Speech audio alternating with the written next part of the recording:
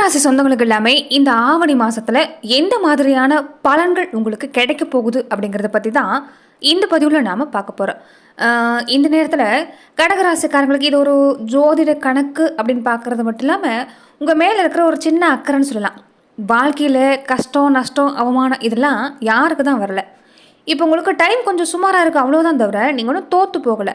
அதனால் இந்த வர நாளெல்லாம் நீங்கள் எப்படி செயல்பட்டுங்கிறத தெரிஞ்சுக்கிட்டு கொஞ்சம் மனசை தளர விடாமல் முகத்தில் கொஞ்சம் சிரிப்போடு நிமிர்ந்து நடங்க. இந்த நேரம் என்னென்னா உங்களுக்காக நிறைய விஷயங்கள் உங்களுடைய குலதெய்வம் இந்த நேரம் வச்சுக்கிட்டு காத்துக்கிட்டு தான் இருக்குது. அதனால் மனசை விட்டுறாதீங்க.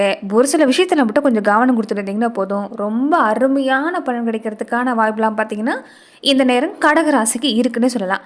அப்படி பார்க்குறப்ப இந்த வீடியோ பதிவு நீங்கள் இப்போ தான் முதன்முறையாக பார்க்கக்கூடியவங்களா இருந்தால் மறக்காமல் இந்த சேனலை சப்ஸ்கிரைப் பண்ணிவிட்டு ஒரு லைக்கும் பண்ணிவிட்டு பின்தொடர்ந்து வாங்க பார்க்கலாம். மேலுமே இந்த வீடியோ பதிவை எந்த மாவட்டத்திலேருந்து நீங்கள் பார்க்குறீங்க அப்படிங்கிறத மறக்காமல் சொல்லிட்டு போங்க.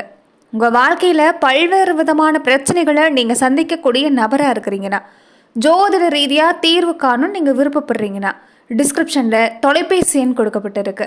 ஜோதிட ரீதியான சந்தேகமாக இருந்தாலும் சரி, உங்கள் வாழ்க்கையில் நீங்கள் சந்திக்கக்கூடிய எந்த விதமான பிரச்சனையாக இருந்தாலும் சரி, தாராளமாக தொலைபேசி மூலியமாக தொடர்பு கொண்டு கூட உங்களோட பிரச்சனைகளுக்கு தீர்வு காணலாம். அதாவது கடகராசிக்காரங்களை உங்களுக்கு எந்த மாதிரியான பலன் கிடைக்க போகுது அப்படின்னு பார்த்துக்கிறதுக்கு முன்னாடி உங்களை பற்றின ஒரு உண்மையான அருமையான குணத்தை இந்த நேரம் சொல்லி ஆகணுங்க. கொஞ்சம் நெஞ்சு நிமித்து கேளுங்க. ஏன்னா நீங்கள் யாருன்னு தெரியுங்களா? கடகராசிக்காரன்னு சொன்னாலே ஈர நெஞ்சம் கொண்டவங்க. உங்கள் மனசு இலகுன மனசுங்க. மற்றவங்க கஷ்டப்படுறத பார்த்தா உங்கள் கண்ணில் அப்படியே தண்ணியே வந்துடும். நமக்கு 1000 கஷ்டம் இருந்தாலும் பரவாயில்ல, வர்றவங்க நம்மளால் முடிஞ்ச உதவி செய்யணும் அப்படின்னு நினைக்கிற ஒரு தர்ம குணம் உங்களுக்கு பிறப்புலேயே அமைஞ்சது. சில பேர் உலகத்தில் என்னன்னு பார்த்தீங்கன்னா உங்களை சுயநலம் பிடிச்சவங்க சொல்லுவாங்க. ஆனால் உங்களுக்கு தெரியாதுல்ல நீங்கள் யாருன்னு. உங்களுக்கு எப்போவுமே தன்னோட சுயநலம் அப்படிங்கிற எண்ணம் வராது. எப்போ பார்த்தாலும் பெற்றவங்க, வாழ்க்கை துணை, பிள்ளைங்க, கூட பிறந்தவங்க, குடும்பத்துக்காக ஓடி ஓடி உழைப்பீங்க. அவங்க முகத்தில் இருக்கிற சந்தோஷத்தை பார்க்குறதுக்காக நீங்கள் படுற கஷ்டம்லாம் வெளியில் காட்டிக்காமல் மனசுக்குள்ளே அப்படியே வச்சுட்டு சிரிச்சுட்டு நிற்பீங்க. அங்கே தான் நீங்கள் தெய்வமாக நிற்கிறீங்கன்னு சொல்லலாம். பாறை மாதிரியான ஒரு குணங்க. உங்கள் வாழ்க்கையில் நீங்கள் பார்க்காத ஏமாற்றம் இல்லை, தாங்காத அவமானம் இல்லை, படாத கஷ்டம் இல்லை. ஆனால் இத்தனை அடி விழுந்தாலும் விழுந்த இடத்துலேருந்து மறுபடியும் முளைச்சி வருவேன் அப்படிங்கிற ஒரு மன வைராக்கியம், சகிப்புத்தன்மை உங்களுக்கு ரொம்ப ரொம்ப அதிகம். வெளியிலேருந்து பார்க்குறவங்களுக்கு நீங்கள் சாதகம் தெரியலாம். ஆனால் உள்ளுக்குள்ளே நீங்கள் ஒரு இமயமலை மாதிரி அசைக்க முடியாத பலசாலி. உங்களை நம்பி ஒருத்தர் ஒரு ரகசியத்தையோ இல்லை ஒரு பொறுப்பை ஒப்படைச்சிட்டா உங்கள் உயிரை போனாலும் அந்த நம்பிக்கை நீங்கள் துரோகம் பண்ண மாட்டீங்க.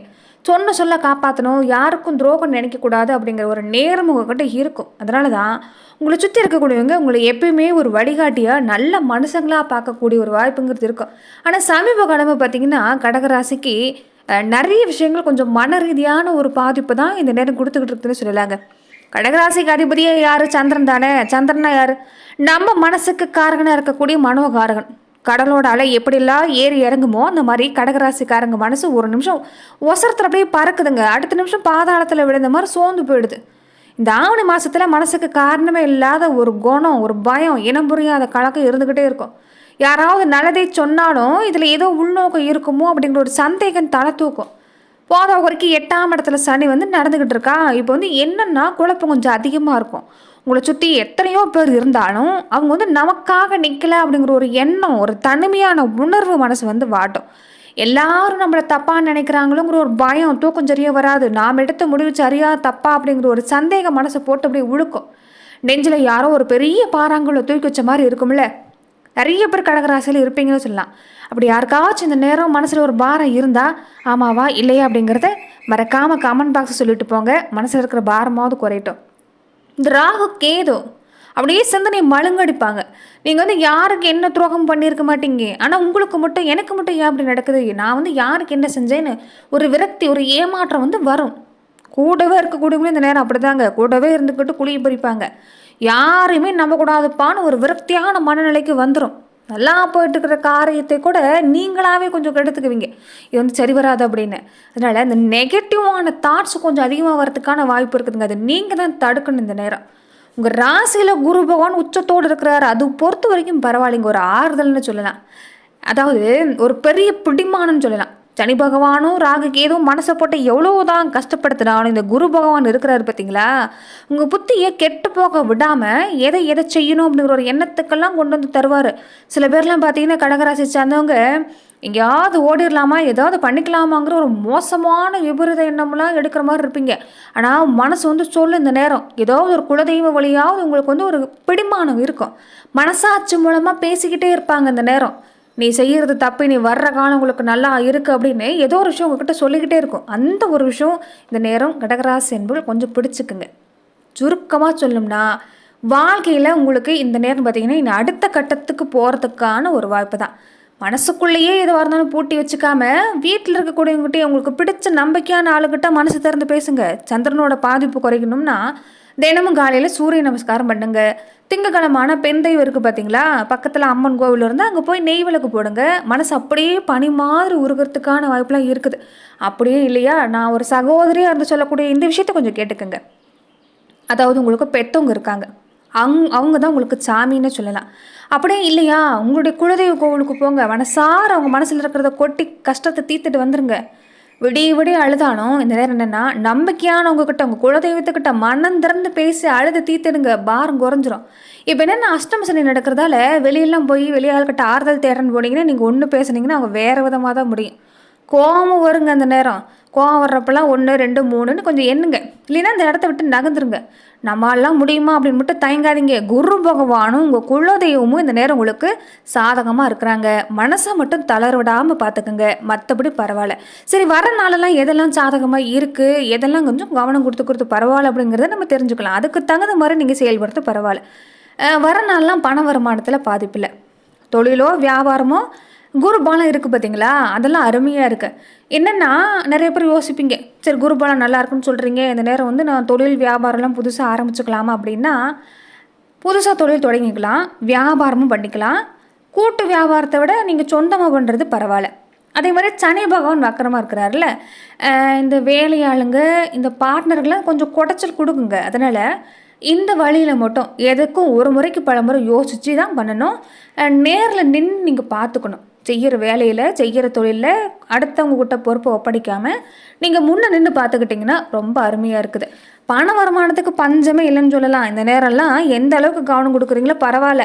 ஆனால் அதே நேரம் செலவு வருஷக்கிட்ட நிற்கும், பயந்துக்க வேண்டாம். இந்த கல்யாணம், காது குத்து, இந்த கோவிலுக்கு ஏதாவது இந்த திருப்பணி செய்கிறதுக்கான வாய்ப்பெல்லாம் கடகராசிக்கு இது நேரம் அதிகமாக இருக்குங்க. வர்றனாலும் உங்களுக்கு இந்த வாய்ப்பு கொடுக்கும். அதனால் காசை கொஞ்சம் சேமிக்கிறதுக்கு பாருங்கள்.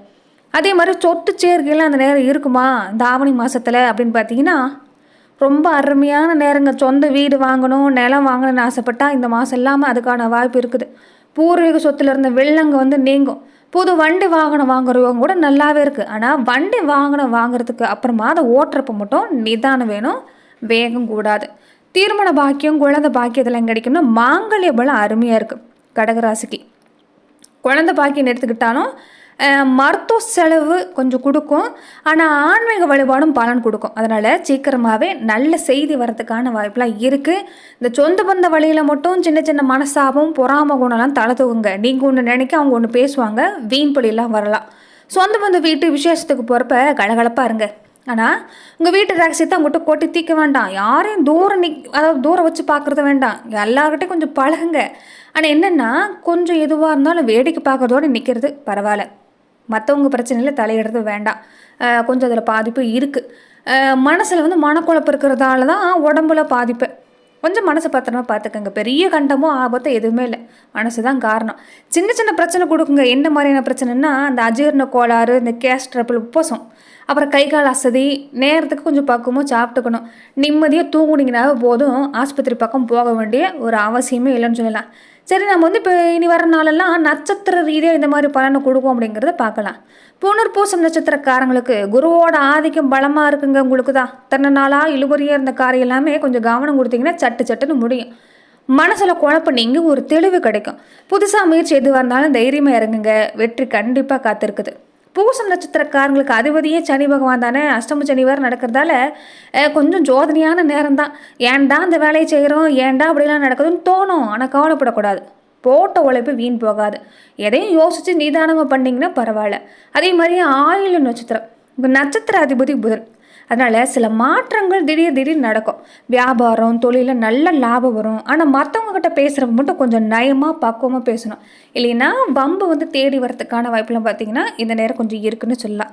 சரி, கடகராசிக்கு பொதுவாக இந்த நேரம் என்ன மாதிரியான வழிபாடு பண்ணிக்கிடலாம் அப்படின்னு பார்த்தீங்கன்னா, அம்மன் வழிபாடு தாங்க. முன்ன சொன்ன மாதிரி பெண் தெய்வ வழிபாடு. ஒரு நல்ல நாளாக, அதாவது வெள்ளிக்கிழமை செவ்வாய்க்கிழமை அன்னைக்கு பக்கத்தில் இருக்கிற மாரியம்மன், துர்க்கையம்மன், நங்காளம்மன் கோவிலுக்கு போய் ஒரே ஒரு எலுமிச்சை பழத்தில் தீபம் போட்டு கும்பிடுங்க. இந்த ராககேது தோஷம் கொஞ்சம் பாதிப்பு கொடுக்குது. அதே மாதிரி சிவ வழிபாடு.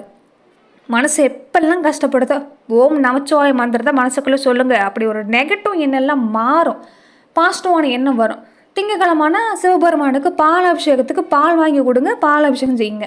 சனிக்கிழமை அன்னைக்கு மறக்காமல் காக்காவுக்கு கொஞ்சோண்டு சாதம் வைங்க. சனி பகவானோட தாக்கம் குறையும். 1000 கோவிலுக்கு போனாலும் நம்ம குலதெய்வம் தான் நமக்கு முதல் காவல்காரருங்க. அதனால் இந்த நேரம் குலதெய்வத்தோட அருள் ரொம்ப ரொம்ப முக்கியம். பௌர்ணமி அன்னைக்கோ அமாவாசை அன்னைக்கோ வெள்ளிக்கிழமை அன்னைக்கு குடும்பத்தோட குலதெய்வ கோவிலுக்கு போயிட்டு வாங்க. ஒன்றுமே இல்லைங்க, சக்கரை பொங்கல் தான். சக்கரை பொங்கல் வச்சு குலதெய்வத்துக்கு பிடிச்ச படையில் மறுபடி போடுங்க. கண்டிப்பாக ஒரு நல்ல மாற்றம் நடக்கிறதுக்கான வாய்ப்பெலாம் பார்த்திங்கன்னா இந்த நேரம் இருக்குன்னு சொல்லலாம். கடைசியாக வாழ்க்கையில் கஷ்ட நஷ்டம் அவமான இதெல்லாம் யாருக்கு தான் வரல. இப்போ உங்களுக்கு கொஞ்சம் டைம் அதாவது கொஞ்சம் சுமாராக இருக்குது, அவ்வளோதான். அதுக்காக நீங்கள் தோற்று போகுங்கிற அர்த்தம் இல்லை. மனம் விட்டு பேசுங்க, வீட்டில் இருக்கக்கூடியங்கிட்ட கொஞ்சம் கலந்துக்கங்க. மற்றபடி பார்த்தீங்கன்னா இந்த நேரம் ரொம்ப அருமையான பலன் தான். உங்கள் தங்கமான குணத்துக்கு மனசுக்குள்ள வச்சுக்கிட்டு ஏதோ ஒன்று மாதிரி குடைச்சலாக இந்த நேரம் இருக்காதீங்க, அழாதீங்க. வர காலம் ரொம்ப அருமையாக மாறப்போகுது. இப்போ மனசு கொஞ்சம் லேசாக இருக்குன்னு நினைக்கிறேன். அதனால் இந்த வீடியோ பதிவு உங்களுக்கு பிடிச்சிருந்தா லைக் பண்ணுங்கள். உங்களுக்கு தெரிஞ்ச நண்பர்களோ சொந்த பந்தங்களோ கடகராசியில் இருந்தால் அவங்களுக்கும் ஷேர் பண்ணுங்கள். மறுபடியும் அடுத்த வீடியோவில் உங்களை சந்திக்கிறேன். நன்றி நண்பர்களே.